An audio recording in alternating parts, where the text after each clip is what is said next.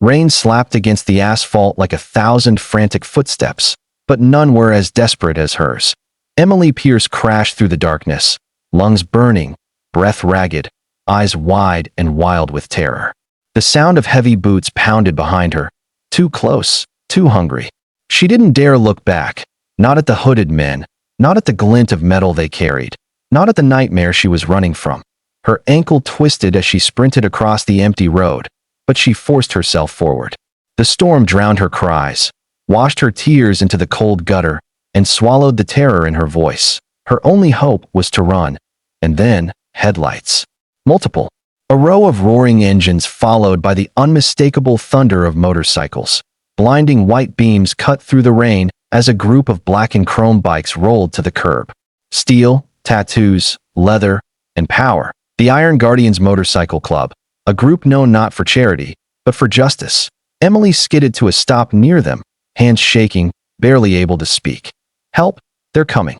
The bikers turned as if a single machine, calm but sharp, trained eyes scanning the darkness behind her. The tallest among them, a mountain of a man with scars twisting across his knuckles, stepped forward. His name was Victor Kane, president of the club. "Who's chasing you?" he asked, voice low but steady.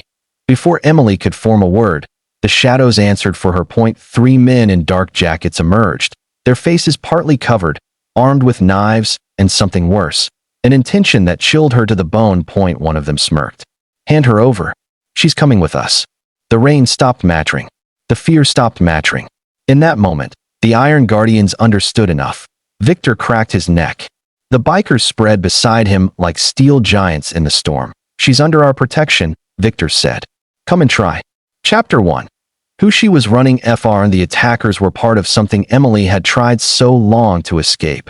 The Black Vipers, a gang built on extortion, trafficking, and corruption. Her father, once a respected accountant, had refused to forge financial documents for them. They retaliated brutally. Her father disappeared, her mother threatened, and Emily was marked as leverage as she'd been running for weeks, believing homelessness and hunger were better than being forced into their control. But she was exhausted, starving, and alone. Tonight was going to be the night they caught her, until destiny collided with the Guardians. Chapter 2. The Iron Guardians' decision. A brawl erupted in the rain, raw and violent. The Guardians outmatched the Vipers in strength and skill, but the fight was messy. Each punch born not from adrenaline, but from righteous anger. Exhausted, the Vipers retreated, promising they'd return. Emily stood in shock as paramedic biker Lila knelt to examine her bruises. "You're safe now, sweetheart. You're with family." Family. Emily hadn't felt that word in months. The bikers took her to their compound. Barbed fences, roaring engines, but laughter, food, and warmth inside. They weren't criminals as rumors claimed.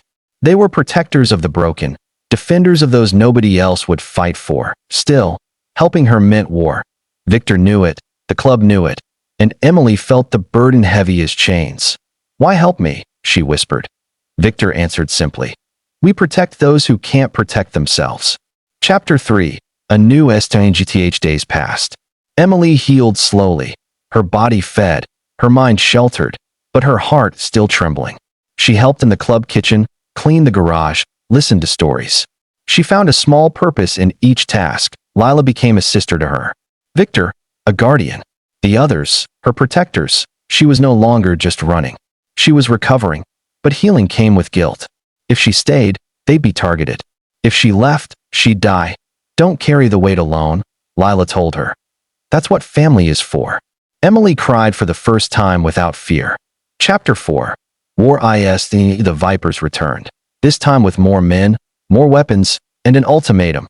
"Turn the girl over, or we burn everything you own." But fear didn't rule the Iron Guardians. They prepared, built defenses, involved trusted police, investigated the Vipers' crimes. Emily helped too, providing records her father had secretly stored, evidence that could dismantle the gang. She was no longer just the victim. She was the key to their downfall. Chapter 5. The fight for FR. The final clash wasn't in rain. It was under sunlight, in front of the world.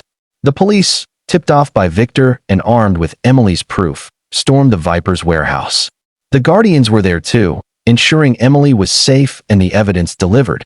Her father was found alive, rescued. Her mother protected under witness care. The vipers felled, Emily's nightmare ended. Not by law alone, but by the hearts who chose to fight for her. Chapter 6. A new being. Months later, Emily opened a community center for runaways and at-risk teens. The Iron Guardians funded it. Victor cut the ribbon. Lila stood beside her.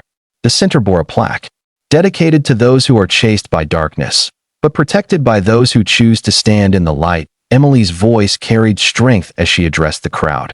I ran for my life, but hope found me on the road. Epilogue. The MESSA strength isn't never being afraid. Strength is choosing to stand, even when you're terrified. Some people chase others to break them, but some choose to protect. Be one of the protectors. Be someone's Iron Guardian.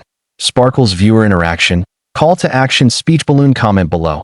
If you had a chance to protect someone in danger, would you fight for them? Share your thoughts and tell us which part touched you the most.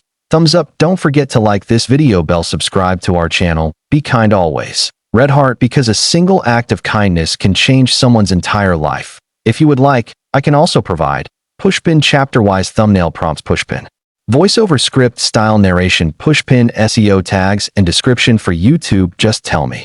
Smiling face with smiling eyes.